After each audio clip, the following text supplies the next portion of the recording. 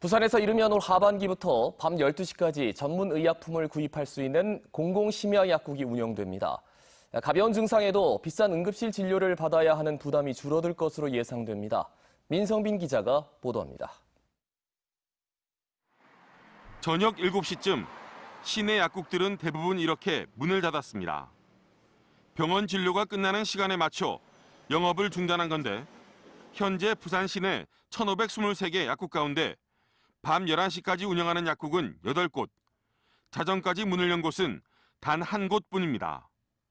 심야 운영 여부와 방식이 약국 자율에 맡겨져 있어 그나마 밤까지 문을 연 극소수의 약국조차 찾기도 쉽지 않습니다. 부산시의회가 공공심야약국을 시가 지정해 비용을 지원하도록 하는 조례를 발의했습니다. 6월 29일 본회의에서 통과가 되면 바로 시행을 할 그런 계획에 있습니다. 인구 10만 명당 한 곳으로 부산 시내 총 35개의 공공심야약국이 운영될 예정입니다. 운영 시간은 밤 12시까지로 일부는 새벽 1시까지 운영하는 방안도 추진됩니다. 부산시는 추경의 예산을 편성하고 부산시 약사회와 협의를 통해 올 하반기부터 운영에 나설 방침입니다. 저희들이 이제 연간 소요 예산이 한 7억 6,700만 원 정도 이렇게 판단이 되는데 올 하반기부터 운영할 계획으로 있어가지고 한 1억 5천 정도 추경에 이렇게 확보할 그런 계획으로 추진하고 있습니다. 감기와 배탈 등 가벼운 증상에도 약을 타려면 비싼 병원 응급실을 찾아야 했던 부담과 잘못된 의약품 복용 위험도 줄어들 것으로 기대됩니다. 다만 유동 인구가 적은 외곽 지역은 심야 운영을 지원하는 약국이 적을 것으로 보여 부산시가 보완책 마련에 고심하고 있습니다. MBC 뉴스 민성빈입니다. 해마다 여름철 적조로 인해 양식 어장에 엄청난 피해가 야기되고 있죠. 이 같은 적조를 인공지능으로 예측하는 시스템이 이번 여름부터 본격 가동됩니다. 보도에 이두원 기자입니다. 여름철만 되면 찾아오는 불청객 적조. 지난해 유해성 적조로 인해 양식어류 220만 마리가 폐사하고 36억 원의 피해가 났습니다. 그동안의 적조 예찰은 실제로 바다에 나가 지도의 움직임을 일일이 손으로 기록하는 수준. 하지만 시간이 많이 걸려 이동을 예측하기에 한계가 있었습니다. 국립수산과학원은 인공지능과 빅데이터를 결합해 올여름부터 본격적인 적조 예보에 나섭니다. 적조 위치를 파악해서 보고를 하는데 8시간 정도가 소요되었지만은 현재 적조 정보 시스템을 도입한 이후로는 4시간 이내 적조 정보를 생산하고 있습니다. 지난해까지 시범 실시를 하며 자료를 축적했고 올해부터는 3일 전 예보가 가능해졌습니다. 휴대전화에 측정 장비를 연결해 현장에서 흐름을 분석하고 무인 선박과 인공위성 정보를 취합한 인공지능이 적조를 예측합니다. 변동성이 강한 수산 자원의 예측과 평가에 일단 1차적으로 활용이 될 것이고 두 번째는 최근 그 중요성이 더하고 있는 스마트 양식 기술에 이 부분을 지금 적용을 하고 있습니다. 인공지능 예측 시스템은 적조는 물론 이상 수온과 해파리 등 다른 해양 재해에도 적용이 가능합니다. 수과원은 인공지능 데이터 축적을 위해 휴대전화를 활용한 일반 시민들의 적조 신고도 받습니다. 수과원은 포털 사이트에서 적조 신고를 검색하면 간편하게 신고가 가능하다며 시민들의 관심을 당부했습니다. MBC 뉴스 이두원입니다. 다음은 오늘 아침 신문 읽기입니다. 먼저 국제신문 보시겠습니다. 무더위 속에서 방호복을 입고 사투를 벌이는 부산역 비상수송반 동행체험기를 일면 머리기사로 다루고 있습니다. 먼저 발끝부터 머리끝까지 모두 감싸는 방호복 위에 보호복을 겹쳐 입었는데 통풍이 되지 않아 습기와 땀 때문에 답답함이 컸다고 하는데요. 입국자들을 집까지 수송하는 1시간여 동안 긴장을 풀 수가 없었고 감염 가능성을 낮추기 위해 에어컨도 최소화해 고통이 크다고 전했습니다. 3시간 동안의 짧은 체험에도 방호복을 입고 움직이다 보니 호흡이 가빠지고 두통까지 왔다면서 체험기를 마무리했습니다. 다음은 이면 기사입니다. 부경대 총장 온라인 투표가 규정이 없어 제동이 걸렸다는 소식입니다. 남구선거관리위원회가 현재의 규정으로는 온라인 투표를 할 수 없다면서 온라인 투표를 하기 위해서는 규정 개정이 필요하다고 밝힌 건데요. 노조는 온라인 투표를 하겠다는 건 교수만의 총장을 뽑겠다는 것이라며 비교수단체와 연대 개정을 막겠다고 반발했다고 전했습니다. 다음은 부산일보입니다. 부산국제영화제 비프의 재정이 최악의 상태라는 내용이 일면 머릿기사에 실렸습니다. 비프가 3년치 단기 직원 시간의 수당 등 12억 원의 빚을 지고 이번 달에는 직원 월급조차 지급할 수 없어서 25년 역사상 최악의 재정 위기에 처했다고 전했습니다. 이 같은 재정 위기에 처한 건 표면적으로는 전반적인 산업 침체로 인한 스폰서 확보의 어려움이라지만 수년간 누적된 구조적인 문제 탓이라고 전했는데요. 4년간 1,000억 원을 비프 기금으로 조성하겠다던 오고돈 전 부산시장의 공약은 지켜지지 않았고 관련 조례조차 없던 일이 됐다고 덧붙였습니다. 자, 마지막 기사 보시겠습니다. 코로나19 여파로 지난 4월 전면 중단된 김해공항 국제선 운항이 다음 달에도 재개되기 어려울 거라는 전망입니다. 피레어는 부산 헬싱키를 오가는 노선 신규 직항을 다음 달 초에서 내년 3월 말로 연기했다고 하는데요. 에어부산도 다음 달 1일 계획한 국제선 운항 재개 시점을 다음 달 말 이후로 연기했다고 전했습니다. 지금까지 아침신문 살펴봤습니다. 전국적으로 열기가 쌓이면서 오늘은 어제보다 더위가 더 심해지겠습니다. 중부지방 곳곳으로는 폭염주의보도 내려졌는데요. 오늘 부산도 한낮에 27도까지 올라 어제보다 2도가량 높겠고요. 서울은 무려 35도까지 올라 올 들어 가장 덥겠습니다. 내일까지 이렇게 더운 날씨가 이어질 텐데요. 수요일부터는 부산도 장마철에 접어들겠습니다. 금요일까지 비가 내리며 기온은 조금 내려갈 걸로 예상됩니다. 현재 위성 영상 보시면 전국이 대체로 맑은 가운데 공기도 깨끗합니다. 다만 내륙은 아침까지 안개가 짙게 끼는 곳이 있겠고요. 오늘 하루는 강한 자외선을 조심하셔야겠습니다. 볕을 가려줄 구름이 없어서 자외선 차단제를 자주 덧발라주시는 게 좋겠습니다. 이어서 자세한 지역별 기온 살펴보겠습니다. 오늘 아침 기온은 어제와 비슷하게 출발하고 있습니다. 부산 18도, 양산은 15도를 보이고 있는데요. 한낮 기온은 부산 27도, 양산 31도, 창원과 거제가 29도로 어제와 비슷하거나 3, 4도가량 높은 곳이 많겠습니다. 남해안은 바닷물의 높이가 높은 기간입니다. 바다의 물결은 먼 바다를 중심으로 최고 1.5m까지 비교적 낮게 일겠습니다. 내일까지 대체로 맑고 덥겠고요. 수요일 오후부터 금요일까지 비가 내릴 전망입니다. 날씨였습니다. 동남권 관문공항의 입지 선정을 두고 정부의 결정이 임박한 가운데 20년이 넘게 동남권 관문공항 문제를 이슈화하면서 시민들의 참여와 관심을 이끌어온 지역의 원로가 계십니다. 바로 동남권 관문공항 추진위 김희로 공동위원장인데요. 지금의 상황을 바라보는 입장은 어떤지 들어보겠습니다. 정세민 기자입니다. 동남권 관문공항 시민운동본부 김희로 공동위원장, 박정희 정권 하에서 장준하, 백기환 선생 등과 함께 유신헌법에 반대하는 반체제 운동을 하다 지난 1980년 부산으로 이주했습니다. 정권의 감시를 피해 부산까지 왔지만 이후 송기인 신부와 최성묵 목사, 김광일, 노무현, 문재인 변호사 등과 함께 부산 민주시민협의회를 구성하며 부산에서의 민주화 운동을 시작합니다. 어느 날 하루 송기인 신부가 연락이 와서 서울에 투사가 왜 부산에 와서 가만히 있으면 되는 거고, 그날에 가서 이제 그 예배회담을 한 게 부산민주시민협의회. 이것이 부산에서의 민주화 운동의 대본용이고. 1987년 박종철 군 고문치사 사건 이후 부산에서의 추모 행사를 주도했다는 이유로 재판에 넘겨지고, 당시 추모 행사를 함께 주도했던 문재인 변호사는 피고였던 김희로 위원장의 변호를 맡는 상황도 벌어집니다. 변호사가 문재인이 돼서 문재인이 그러니까 똑같은 행위한 거예요 그날에 이제 추모회 행위는 똑같이 했는데 변호사는 이제 안 들어왔으니까.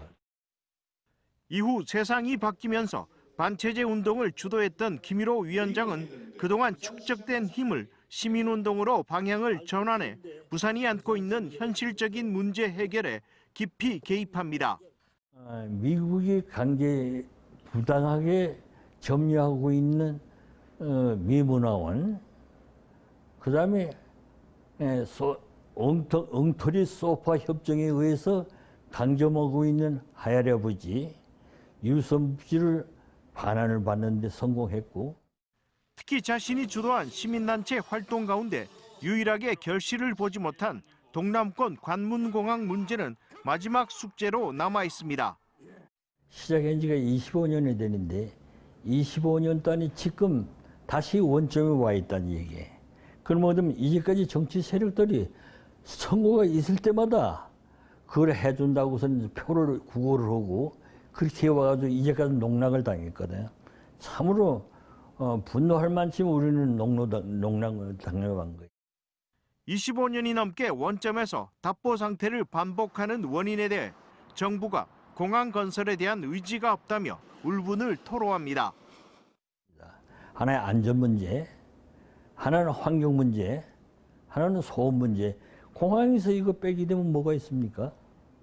근데 이거를 우리가 뭘 하나 만들 적에 100% 완전하다고 생각하고 맹글어도 하다 보면 결함이 생기는데 처음부터 이런 세 가지 불완전한 것을 안고 간다는 거는 부산에 관문공항을 만들지 않겠다는 결론밖에 안 되거든.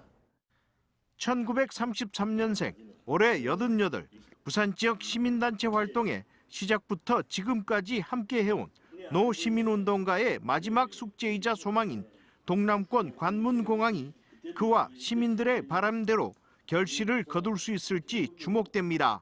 MBC 뉴스 정세민입니다. 가야 시대를 대표하는 고분군인 합천 옥전 고분군에서 다라국 장군의 것으로 추정되는 무덤이 발굴됐습니다. 무덤 한 곳에서 무려 6개의 큰 칼이 나왔는데요. 가야 역사 복원과 다라국의 역사적 가치를 새롭게 이해하는 계기가 될 것으로 보입니다. 신동식 기자입니다. 합천군 쌍측면 성산리 옥전 고분군 정밀 발굴 조사 현장. 지난 1985년 조사가 시작된 이후 이곳에서는 180여 기가 넘는 큰 무덤과 4천여 점의 화려한 유물이 발굴됐습니다. 옥전 고분군은 고대 합천에 존재했던 가야시대 다라국의 최고 지배층의 공동 무덤입니다. 최근 진행된 추가 조사에서는 나무 덧널 무덤 14기와 돌 덧널 무덤 4기 등 모두 18기의 무덤이 확인됐습니다. 금 귀걸이와 목걸이, 투구와 갑옷, 말의 장식품인 말 갖춤 등의 유물이 나왔고 특히 나무 덧널 무덤 한 곳에서는 큰 칼 6점이 출토됐습니다. 무관이라고 할까요? 그러한 분들이 있어서 체계적으로 국가의 군사체계가 갖춰져 있었다. 금 귀걸이와 봉황 모양 고리자루 큰 칼을 비롯해 투구, 비늘 갑옷 등이 출토된 곳은 장군 무덤일 가능성이 높습니다. 또 신라 지역에서 확인되는 유물도 발견돼 다라국이 강한 군사력을 바탕으로 대가야 권역을 넘어 여러 지역과 교류한 위세를 확인할 수 있습니다. 이웃의 대가야라든지 창녕의 비화가야, 하만의 아라가야 이런 것보다도 더 월등한 무장력을 지금 정부는 가야 고분군 세계문화유산 등재에 앞서 각 가야 문화에 대한 여러 방면의 조사를 진행하고 있습니다. 이번 조사는 가야 역사 복원 과정에서 다라국의 실체와 범위, 주변 가야 문화와의 교류 등 다라국의 가치를 새롭게 이해하는 계기가 될 전망입니다.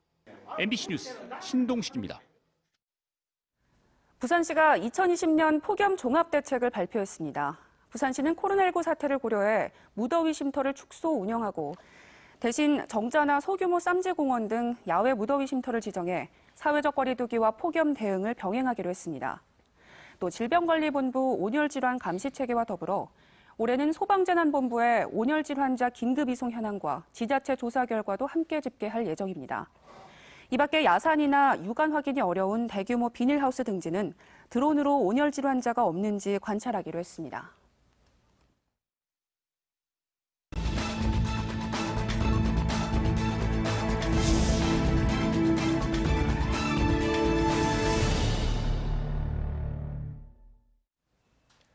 부산 마산 복선전철 공사 현장 수중 폭발로 작업자 1명이 숨져 경찰이 조사에 나섰습니다.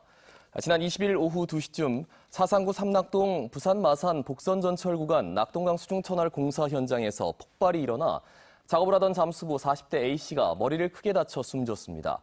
경찰은 산소 절단기에 공급된 산소가 물속에 에어포켓을 만들었고 여기에 절단기 불꽃이 튀면서 폭발해 사고가 난 것으로 보고 경위를 조사하고 있습니다. 부산지법 서부지원 형사 5단독은 만취 상태에서 오토바이를 몰다 사고를 낸 혐의로 재판에 넘겨진 A씨에게 무죄를 선고했습니다. A씨는 지난해 11월 11일 새벽 0시 10분쯤 혈중 알코올 농도 0.103%의 만취 상태로 중구 남포동에서 사상후 모라동까지 오토바이를 몰다 길가에 세워진 화물차를 들이받은 혐의입니다. A씨가 의식을 잃고 병원으로 옮겨진 뒤 신고를 받고 출동한 B경사는 A씨 배우자의 동의를 받아 체혈 음주 측정을 진행했습니다. 재판부는 경사는 영장 신청에 자격이 없어 B경사가 신청한 영장이 기각됐는데도 사후에도 영장을 발부받지 않았고 피의자 동의 없이 체혈한 것은 영장조의 원칙을 위반한 것이라며 무죄 이유를 설명했습니다.